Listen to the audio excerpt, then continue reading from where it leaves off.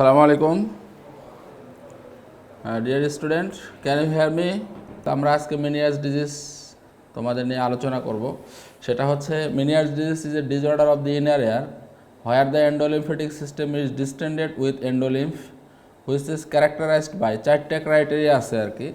একটা হচ্ছে ভার্টাইগো, একটা হচ্ছে সেন্সরি নিউরাল হিয়ারিং লস, একটা টিনাইটাস, আর একটা হলো অরাল ফুলনেস। মাঝে মাঝে যদি মাথা ঘুরায় এবং ওই সময়তে যদি কানে কম শুনে, কানে শোষো আওয়াজ হয় এবং কান ভরা ভরা লাগে, এটাই হচ্ছে মেনিয়াস ডিজিজের একটা ক্রাইটেরিয়া। এটাকে বলা হয় মেনিয়ার সিনড্রোম। কথা বুঝতে পারছো? এটা মনে রাখবা, চারটা ক্রাইটেরিয়া অবশ্যই মনে রাখতে হবে, ডেফিনেশন অবশ্যই মনে রাখতে হবে। আচ্ছা, আর মেনিয়াস ডিজিজের অপর নাম হচ্ছে এন্ডোলিম্ফেটিক হাইড্রপস। যখন এন্ডোলিম্ফ বেড়ে যায়, যখন এন্ডোলিম্ফের পরিমাণ বেড়ে যায়, তখন এটাকে বলা হয় মেনিয়াস ডিজিজ। এটার কারণে যে সমস্ত সিমটম তৈরি হয় এগুলো জানতে হবে, ইনভেস্টিগেশন, তারপরে হচ্ছে ট্রিটমেন্ট জানতে হবে। এখন হচ্ছে প্যাথোলজি, বুঝছো? প্যাথোলজি হচ্ছে main pathology is the distension of the endolymphatic system mainly affecting the cochlear duct, that is the scala media and the saccule, and to lesser extent the utricle and semicircular canal. Dilatation of the cochlear duct is such that it may completely fill the scala vestibuli. There is marked bulging of Reissner's membrane which may even herniate through the helicotrema into the apical part of the scala tympani. এটা দেখা যাচ্ছে এটা একটা রিসনার্স membrane. দেখো এখানে এন্ডোলিম্ফেটিক fluid collection হয়ে রিসনার্স মেমব্রেনকে কি পরিমাণ ডিস্টেনশন করছে, কেমন এই ডিস্টেনশনের কারণেই কিন্তু ওই সিমটমগুলো তৈরি হয়। হ্যাঁ, এটা হচ্ছে নর্মাল, আর এটা হচ্ছে কি প্যাথোলজিক্যাল। মেনিয়াস ডিজিজের প্যাথোলজিক্যাল। কি কি কারণে মেনিয়াস ডিজিজ হতে পারে? Exact cause of the Meniere's disease is not yet known. Various theories have been postulated. Number 1, defective absorption of the endolymphatic sac. Endolymphatic sac থেকে যদি অ্যাবজর্পশন ভালো না হয় তাহলে কিন্তু তোমার এন্ডোলিম্ফের পরিমাণ বেড়ে যাবে এবং এখানে সিমটম তৈরি হবে। Normally endolymph is carried out by the endolymphatic duct to the sac where it is absorbed. Defective absorption by the sac may be responsible for raised endolymphatic pressure. Experimental obstruction of the endolymphatic sac and its duct also produces hydrops. আচ্ছা, ischemia of the sac has been observed in cases of Meniere's disease. Meniere's disease যদি তোমার ওইখানে ischaemia হয়, অর্থাৎ oxygen supply কমে যায়, হ্যাঁ, সেক্ষেত্রে কিন্তু তোমার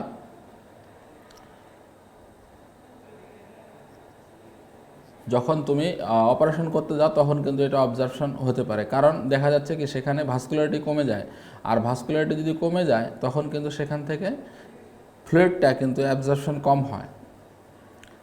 distinction of the membranous labyrinth leads to rupture of the Reissner's membrane. যদি অনেক ডিস্টেনশন হইতে থাকে, ল্যাবিরিন্থ যদি অনেক ডিস্টেনশন হয় তাহলে অনেক সময় রিসনার্স মেমব্রেন যেটা আছে এটা কিন্তু ছিঁড়ে যেতে পারে, রাপচার হয়ে যেতে পারে। And thus mixing the perilymph with endolymph. Endolymph এবং প্যারিলিম একসাথে মিক্সার হয়ে যায়, ঠিক আছে। Which is thought to bring about an acute attack of vertigo. Vertigo তখন কিন্তু একটা অ্যাকুট অ্যাটাক তৈরি হয়। আচ্ছা, আরেকটা হচ্ছে ভেসোমোটর ডিস্টারবেন্স, একটা অ্যালার্জি, যারা ঠান্ডা, সর্দি, কফ, কাশি, অ্যালার্জিক রাইনাইটিস, এই ধরনের অ্যালার্জি আক্রান্ত হয়, হ্যাঁ, ফুডে অ্যালার্জি থাকে, ডাস্টে অ্যালার্জি থাকে, এই ধরনের অ্যালার্জিতে যারা আক্রান্ত হয় তাদেরও কিন্তু মেনিয়াস ডিজিজ হতে পারে। অনেক সময় তারা বলে যার যখন অ্যালার্জি হয়, ঠান্ডা লাগে, সর্দি লাগে, তখন কিন্তু আমার এটা বেড়ে যায়। আচ্ছা, কখনও কোনো ডিজিজ প্রসেসে যদি সোডিয়াম রিটেনশন হয়, ওয়াটার রিটেনশন হয়, তাও হতে পারে। আর একটা হচ্ছে হাইপোথাইরয়েডিজম, এখানেও হতে পারে। অটোইমিউন ডিজিজ, সেক্ষেত্রেও মেনিয়াস ডিজিজ তৈরি হতে পারে।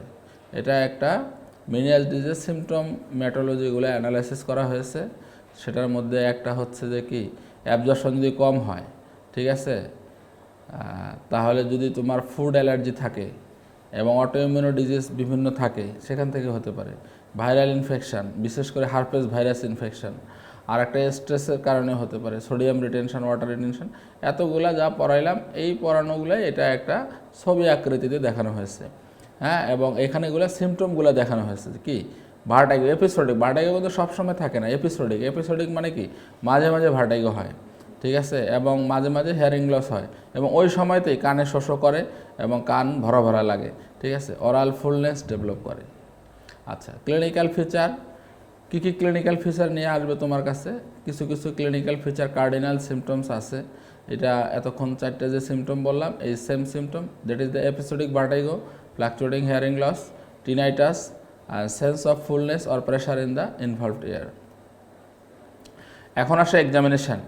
এক্সামিনেশান হচ্ছে অটোস্কোপি করতে হবে। অটোস্কোপি করলে অ্যাবনর্মালিটি কোনো পাওয়া যায় না, টিম্প্যানিক মেমব্রেনে কোনো অ্যাবনর্মালিটি পাওয়া যায় না। আরেকটা হচ্ছে নিস্ট্যাগমাস। নিস্ট্যাগমাস কখন দেখা যায়? It is seen only during the acute attack. Acute attack ছাড়া কিন্তু নিস্ট্যাগমাস পাওয়া যায় না, ঠিক আছে। This quick component of nystagmus is towards the unaffected air. And tuning fork test যদি করো তাহলে কী পাবা? দে ইন্ডিকেট সেন্সরিনাল হিয়ারিং লস। যেহেতু মেনিয়াস ডিজিজে বলাই হলো যে হিয়ারিং লস এবং ভার্টিগো থাকে, এটা কিন্তু সেন্সরিনাল হিয়ারিং লস থাকে, not the conductive hearing loss. Rinne test is positive, absolute bone conduction is reduced in the affected ear and Weber is lateralise to the better ear. আচ্ছা, এখন আসি investigation. Investigation হচ্ছে pure tone audiometry. There is a sensorineural hearing loss in early stage, lower frequencies are affected and the curve is rising type. When the higher frequencies are involved, curve becomes flat or a falling type. এটা একটা characteristic মেনিয়াস ডিজিজের পিওটোন অডিওগ্রামের চিত্র দেওয়া হয়েছে।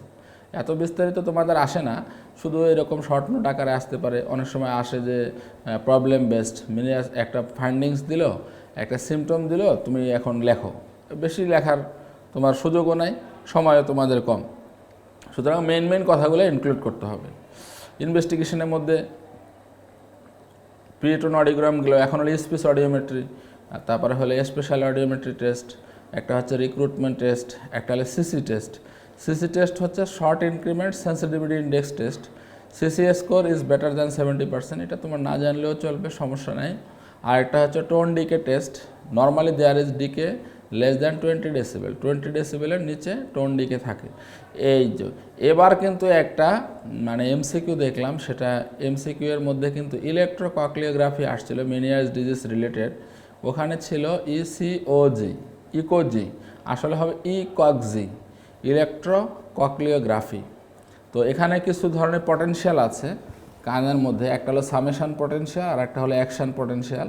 মেনিয়াস ডিজিজে ইলেকট্রোকক্লিওগ্রাফিতে কী আসবে যে summation potential এবং action potential 30% হবে, কথা বুঝতে পারছেন? আর হচ্ছে সামেশন পটেনশিয়াল এবং অ্যাকশন পটেনশিয়াল রেশিও যদি আমরা করি তাহলে মোর দ্যান 30% আসবে, সামেশন পটেনশিয়াল বেড়ে যায়। আর একটা হলো ক্যালোরিক টেস্ট।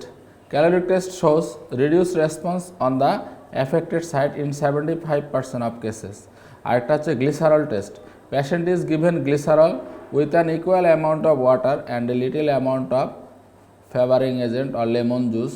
গ্লিসারল দেওয়া হয়, পানির মধ্যে জুস বানায়, শরবত বানায় দেওয়া হয়। আচ্ছা, audiogram and speech discrimination scores are recorded before and after 1 to 2 hour after injection of glycerol.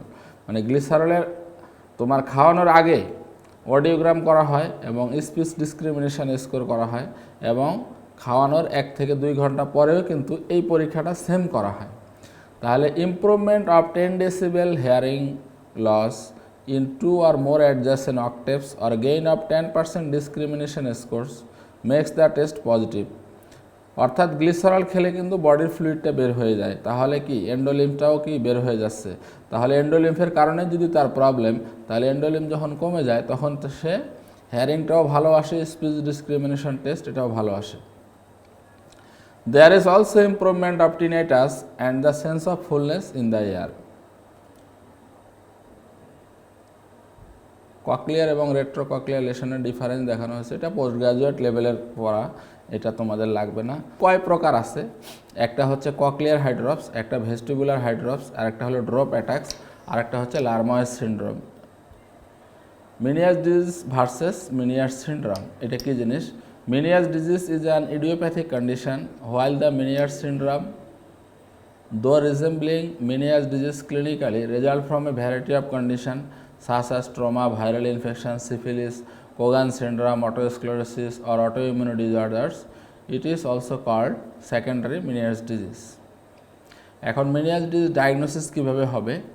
Diagnosis of Meniere's disease, committee of hearing and equilibrium of the American Academy of Otolaryngology and Head Neck Surgery classified the diagnosis of Meniere's disease as the follows. এক নম্বর হচ্ছে certain variety, এটা হচ্ছে তোমার definite Meniere's disease confirmed by histopathology.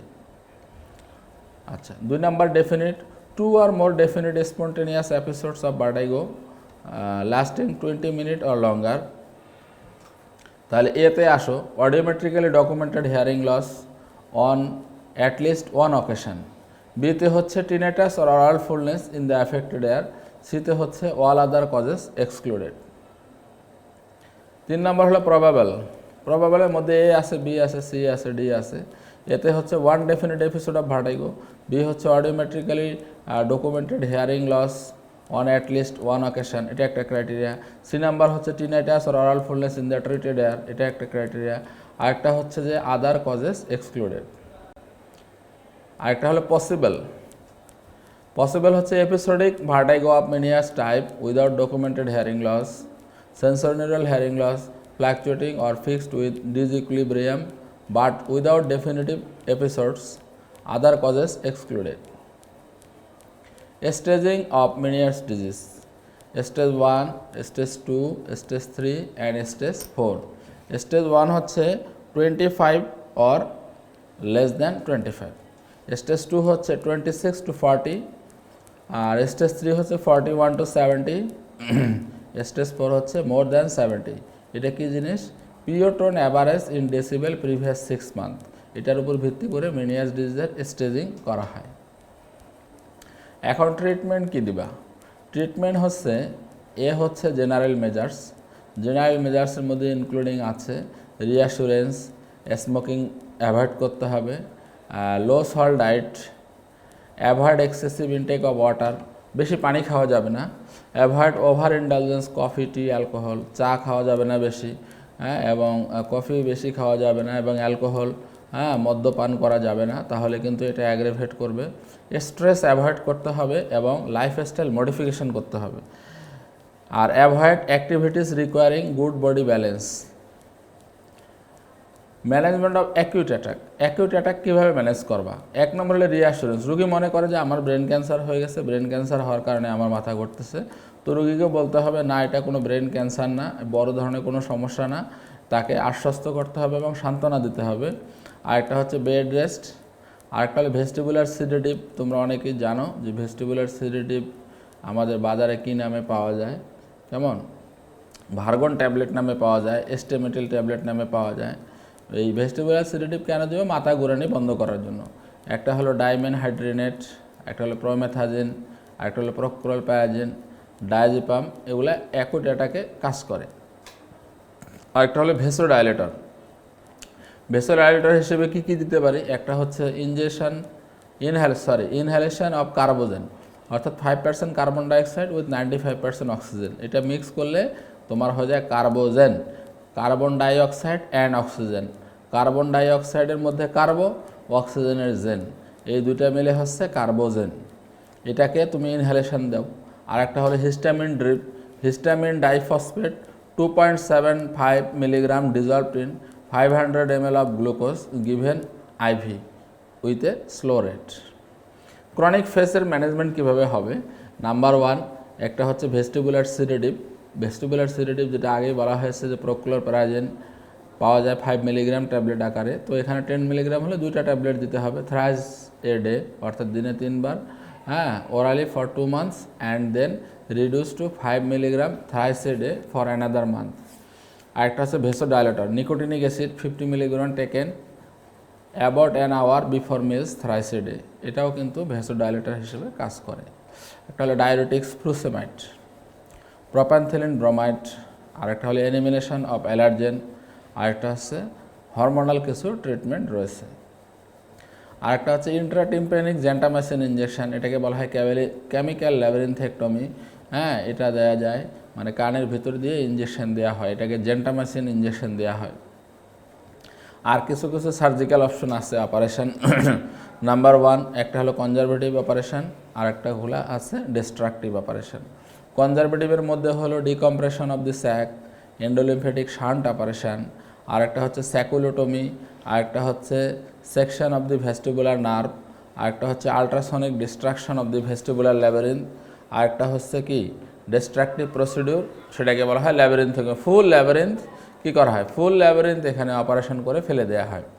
আরেকটা হচ্ছে 3 নম্বরে intermediate low pressure pulse therapy, এটা একটা থেরাপি আছে, এই থেরাপিটাও কাজ করে। তো আজকের মতো এখানে শেষ তোমাদের একটা টপিকস। থ্যাংক ইউ, ধন্যবাদ সবাইকে।